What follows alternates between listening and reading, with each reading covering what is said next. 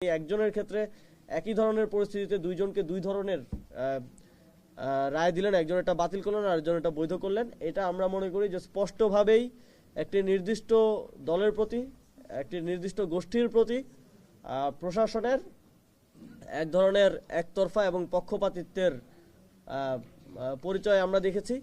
এই দুটি আসন স্পেসিফিকলি আমাদের, এবং এর বাইরেও আমরা অন্তত আরও 100টি উদাহরণ আছে, আপনারাই কাভার করেছেন, মিডিয়ার মাধ্যমে আমরা দেখেছি। এবং খুব ন্যাক্কারজনকভাবে আমরা দেখেছি এক জায়গায় একজন স্বতন্ত্র প্রার্থীকে ইভেন সরকারি অফিসেই ঘাড় ধাক্কা দিয়ে বের করে দেওয়ার মতো ঘটনা মানিকগঞ্জে আমরা দেখেছি।